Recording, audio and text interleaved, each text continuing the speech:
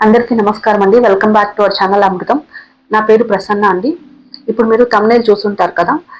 మన కడుపులో ఉన్నది అబ్బాయా లేకపోతే అమ్మాయా అని ఎలా తెలుసుకోవాలి? ఒకవేళ మీకు కొన్ని ఇళ్లలో చూసారంటే, మా ఇంట్లో ఎక్కువ మంది అబ్బాయిలున్నారండి. నాకు కంపల్సరీ ఆడపిల్ల అంటేనే ఇష్టం. నాకు ఆడపిల్ల కావాలి అని కోరుకునే వాళ్ళుంటారు. కొంతమంది ఏంటంటే, మా ఇంట్లో అమ్మాయిలున్నారండి. కానీ నాకు అబ్బాయి ఈసారి పుడితే చాలా బాగుంటుంది. నేను అలానే కావాలనుకుంటున్నాను అని అనుకునే వాళ్ళుంటారు కదా! సో, మన పురాణాల్లో ఏంటంటే కొన్ని రెమెడీస్ అనేది చెప్పారనమాట. ఎలాంటివి పాటిస్తే అబ్బాయి, అమ్మాయి పుడతారని చెప్పారు. సో, మనము ఈ రెమెడీస్‌ని చూసే ముందు ఏంటంటే రామాయణంలో ఒక చిన్న స్టోరీ అనేది విందాము. ఈ స్టోరీ అనేది చాలా అద్భుతంగా ఉంటుందండి. ప్రతి ఒక్కరూ ఆహ్, విన్న వెంటనే మనకు పుణ్యం అనేది వస్తుందనమాట. సో, ఆ స్టోరీ ఏంటో చూద్దాం. ఇది రామనామ మహిమకు సంబంధించిన స్టోరీ అన్నమాట. పూర్వం ఏంటంటే విభీషణుడు తెలుసు కదా, రావణాసురుడికి తమ్ముడు ఉన్నాడు కదా. సో ఆయన శ్రీరామునికి ఒక సందేశం పంపించాలనుకుంటాడనమాట. సో అతడు సేవకుడిని పిలిచి, నేను ఇచ్చే సందేశాన్ని నువ్వు శ్రీరాముని దగ్గరికి వెళ్ళి సందేశాన్ని ఇచ్చి మళ్ళీ తిరిగి రా అని చెప్తాడనమాట. ఆ సేవకుడు ఏం చెప్తాడంటే, అయ్యో నాకు సముద్రాలన్నీ దాటి అయోధ్య చేరేంత శక్తి లేదండి అని చెప్తాడు. సో అప్పుడు విభీషణుడు ఏం చేస్తాడంటే, ఆయనకి ఒక లెటర్ లాంటిది చిన్న పత్రం ఇస్తాడనమాట. దాన్ని క్లోజ్ చేసి, నువ్వు నేను ఇచ్చిన సందేశాన్ని శ్రీరాముడికి చేర్చి మళ్ళీ తిరిగి నా దగ్గరకు వచ్చే వరకు ఈ లెటర్ని ఓపెన్ చేసి చూడొద్దు అని చెప్తాడనమాట. సేవకుడు సరే అని చెప్పి చాలా ఎనర్జెటిక్గా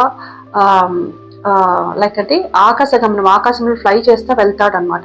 వెళ్ళేటప్పుడు సముద్రాన్ని దాటే టైంలో ఏంటంటే సముద్రం పైన వెళ్తా ఉంటాడు. సో వెళ్ళేటప్పుడు ఏంటంటే అసలు అంత శక్తివంతమైనది ఈ లెటర్లో ఏం రాసిచ్చున్నారు అని చెప్పి లెటర్ ఓపెన్ చేసి చూస్తాడనమాట. ఓపెన్ చేసినప్పుడు ఏంటంటే ఆ లెటర్లో శ్రీరామ అని రాసి పెట్టుంటుంది అనమాట. అప్పుడు ఆ సేవకుడు అనుకుంటాడు, ఓ ఇంతేనా అని అనుకుంటాడు. సో అలా అనుకున్న మరుక్షణం ఏంటంటే అతను సముద్రంలో పడిపోతాడు అనమాట.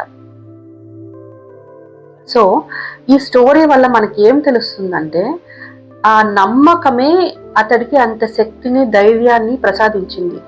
సో శ్రీరామ నామాన్ని మనం ఎంత నమ్మితే మనకంత శక్తిని, బలాన్ని ప్రసాదిస్తుందన్నమాట. ఇదే కాదండి, మనం ఏ పని చేసినా సరే ఎంత గట్టిగా నమ్మి చేస్తామో మన ఫలితం కూడా అన్ని రెట్లు అధికంగా ఉంటుందని అర్థం. నమ్మకమే మనిషికి బలమైన శక్తి. నమ్మి మోసపోయిన వాడు లేడు అని చెప్తారు కదా. సో ఈ విధంగానే అనమాట. సో ఇప్పుడు మనము మన వీడియోలోకి వచ్చేద్దామండి. సో నేను చెప్పాను కదా, మన ఏన్షియన్ బుక్స్ లో అబ్బాయి కావాలా, అమ్మాయి కావాలా, వీటికి కొన్ని రెమెడీస్ అనేది ఇచ్చున్నారనమాట.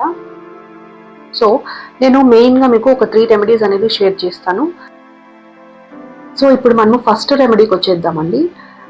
మనం ఏం చేయాలంటే, ఇంకా మీరు ప్రెగ్నెంట్, అసలు కన్సీవ్ ఏం కాలేదు, కానీ మీరు ఫస్ట్ సంతానము మగబిడ్డ కావాలి అనుకుంటున్నారు అయితే మూలా నక్షత్రం రోజు ఒక ప్రెగ్నెంట్ లేడీని, కడుపుతో ఉన్న ఒక స్త్రీని ఇంటికి తీసుకొని రావాలి. ఇంటికి తీసుకొని వచ్చి వాళ్ళకి మన శక్తి కొద్ది పసుపు, కుంకుమలు, పూలు, పండ్లు, బట్టలు మన శక్తి కొద్ది దానం ఇవ్వాలన్నమాట.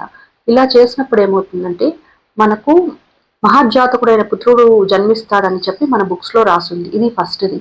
సెకండ్ ఏంటంటే, ఒకవేళ మీరు కన్సీవ్ అయ్యారు, సో కొంతమంది అనుకుంటారు కదా, మనకు శ్రాద్ధ కర్మలు ఇలాంటి మన కల్చర్లో ఉండే అంటే కార్యాలన్నీ చేయడానికి మొదటి సంతానం అబ్బాయి అయితే బాగుంటుంది, నాకు ఫస్ట్ సంతానం అబ్బాయే కావాలి అనుకునే వాళ్ళు ఉంటారు కదా. సో ఆల్రెడీ కన్సీవ్ అయింటారు కదా. So first, second, third month లో ఏం చేస్తారంటే పుంసవనం అనే ఒక కార్యక్రమం చేస్తారనమాట. దీంట్లో ఏం చేస్తారంటే ఆయుర్వేదిక్ డాక్టర్స్ ఉంటారు కదా, వాళ్ళు ఏంటంటే ఔషధాలన్నీ అంటే కొన్ని మూలికలన్నీ కలిపి ఒక రసం ప్రిపేర్ చేస్తారు, జ్యూస్ లాగా ప్రిపేర్ చేసి దాన్ని ప్రెగ్నెంట్ లేడీ ముక్కులో వేస్తారనమాట. సో దీన్ని పుంసవనం అంటారు. సో ఇలా చేస్తే కూడా పుత్ర సంతానం కలుగుతుందని నమ్ముతారనమాట. థర్డ్ ఏంటంటే, సో ఇది అందరూ చేయగలిగిందండి. సో ఇప్పుడు ఆడవాళ్ళు మెన్స్ట్రుయేషన్ పీరియడ్ అయిపోతుంది కదా, ఫస్ట్ 5 days అయిపోతుంది కదా. సో 5th day నుంచి అంటే ఈవెన్ డేస్ ఉంటుంది కదా, అంటే 2వ రోజు, 4, 6వ రోజు, 8వ రోజు, 10వ రోజు, 12వ రోజు, ఈ విధంగా ఈవెన్ నంబర్స్ లో భార్యాభర్తలు కనుక కలిసినట్లయితే పుత్ర సంతానం కలుగుతుందని నమ్ముతారనమాట. అదేవిధంగా మెన్స్ట్రుయేషన్ అయినా ఆడ్ డేస్ ఉంటుంది కదా, 3rd day, 5th day, 7th day, 9th day, 11th day, 13th day, ఇట్లా ఆడ్ డేస్ లో కలిసినప్పుడు ఆడపిల్ల జన్మిస్తుందని నమ్ముతారనమాట. సో ఇవన్నీ మనకు పురాణాల్లో రాసి పెట్టున్నాయండి. సో ఇది మాత్రం ఈ ఆడ్ డేస్, ఈవెంట్ డేస్ అనేది చాలా మంది టెస్ట్ చేశారు, లైక్ అంటే చాలా మంది ట్రై చేశారు. సో మనం నమ్మకం బట్టే మన ఫలితం కూడా ఉంటుందండి. సక్సెస్ అయిన వాళ్ళు కూడా చాలా మంది ఉన్నారు.